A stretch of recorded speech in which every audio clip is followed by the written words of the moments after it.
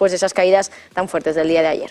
Gracias, Marta Vilar. Está con nosotros Héctor Moedano, es responsable de emisiones corporativas en la Bolsa de Viena. Héctor, muy buenos días.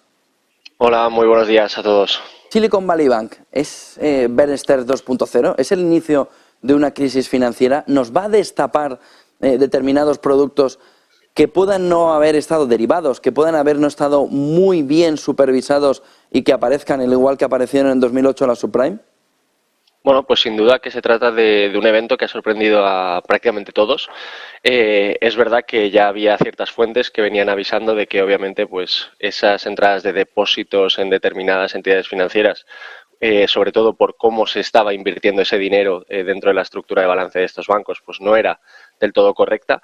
Y bueno, pues vimos cómo hace pues muy poquitos días, pues básicamente Silicon Valley Bank pues presenta una nota en la que pues hace evidencia de que ha perdido una cantidad muy grande de dinero, sobre todo pues con con sus inversiones dentro del mundo de la renta fija. Como todos sabemos, pues esta subida de tipos que se estaba mencionando en el programa también ha afectado no solo por un lado a las compañías que, bueno, de forma pasada, ¿no? Lo único que hacían era ingresar esos depósitos a través de rondas de financiación y luego también, pues obviamente, a la necesidad de estos bancos por tener esos saldos invertidos, pues ya sea en bonos o en otro tipo de estructuras que obviamente se han visto muy penalizadas por estos tipos de interés. Entonces, sobre todo lo que ha causado es muchísima tensión, sobre todo porque, como apuntabas también, pues se nos venía diciendo que todo estaba muy sano, que todo era muy saludable y nos acabamos de dar cuenta que la quiebra de un banco pues se puede extender sobre todo ya no solo en Estados Unidos, que es evidente, sino también en Europa.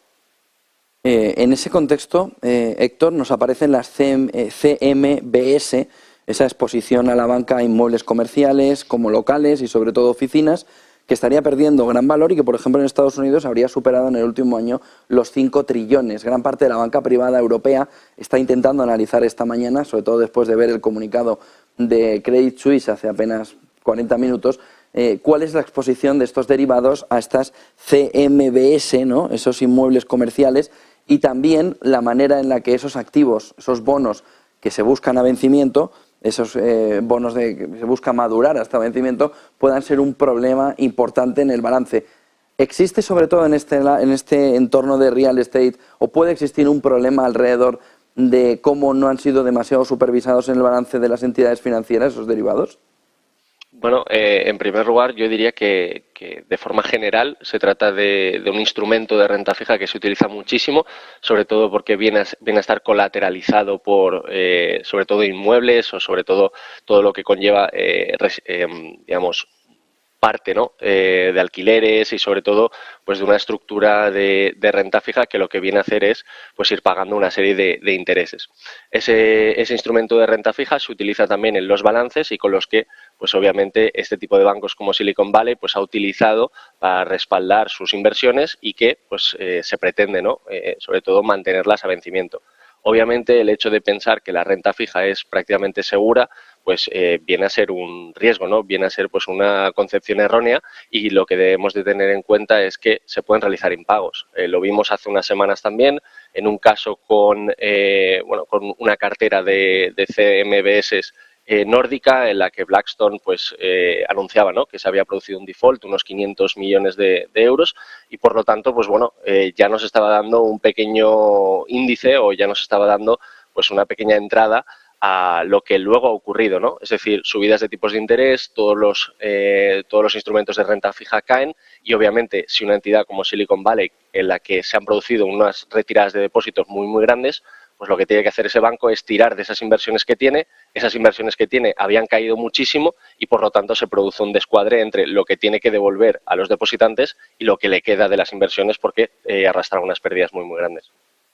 La clave fundamental está en una bajada de tipos de interés por parte de los bancos centrales que sirva de balsa de aceite al conjunto del mercado. Bueno, sobre todo lo que no ha sido muy útil ha sido las subidas de tipos de interés tan agresivas. Es decir, ni tanto ni tampoco. Lo que hemos estado viendo es que durante muchísimos trimestres pues la Fed básicamente parecía que no se enteraba, ¿no? Que nos decía que la inflación iba a ser transitoria, que no pasaba nada, que no ocurría nada y sin embargo pues por otro lado se estaban incluso dando cheques a la población, ¿no? con respecto, con ciertas medidas, ¿no?, que se tomaron sobre todo en Estados Unidos.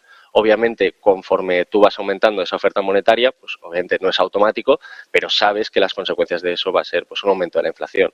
Que luego de repente los bancos centrales se dan cuenta que se ha disparado esa inflación, que no para de subir y que les toca hacer otras cosas, pues yo creo que la respuesta tampoco era una subida de tipos de interés tan agresiva, porque como digo, al final cuando le das tanta energía, ¿no?, cuando pega tan fuerte la economía, pues puede ser que algo se rompa. Entonces, bueno, lo que vamos a ver ahora, como has mencionado también anteriormente, ahora mismo las expectativas de tipos de interés lo que ha producido es que se ve que vaya a seguir subiendo, sino que para las siguientes reuniones es incluso una caída o una reducción de tipos de interés para intentar, como bien dices, pues tratar de captar una balsa de aceite.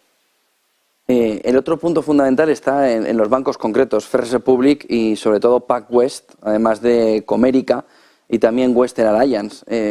Tienen un mensaje en la última jornada de buscar la estabilidad, pero no lo ha conseguido, sobre todo en su cotización de estos, sobre todo estos 4 bancos, First Republic Bank, PacWest, Comerica y Western Alliance. ¿Cómo se ve la fotografía con ellos para la jornada de hoy cuando abra el mercado americano? Pues básicamente bastante negativa desde mi punto de vista. Es decir, una cosa es lo que te está diciendo la Fed, lo que te está diciendo el Tesoro, lo que te están diciendo los reguladores de que no va a ocurrir nada, pero la realidad son caídas muy, muy grandes. La realidad es que incluso, ya no desde la perspectiva del propio mercado, pero hablas incluso con cualquier persona fuera del entorno financiero y se trata de noticias que incluso te están preguntando si hay que hacer una retirada de un banco comercial aquí en España por el hecho de que pudiese ocurrir alguna cosa. Entonces, bueno, como digo, una cosa es lo que desde una perspectiva pues más política o de más regulatoria pues nos estén tratando de decir, pero ya vimos ayer como da igual que se vaya a rescatar, da igual lo que vaya a ocurrir, que se ha producido pues básicamente un efecto dominó y que el resto de entidades pues han sufrido muchísimo y sobre todo van a seguir haciéndolo conforme avance las jornadas, ¿no? Los depósitos no creo que ahora mismo sea un momento en el que de repente la confianza haya cambiado completamente y que vayan a empezar a aumentar. Muchísimas gracias, Héctor Moedano, responsable de emisiones corporativas en la Bolsa de Viena. Buen día y buen negocio, Héctor. Chao, gracias. 8:53 de la mañana, titulares del día.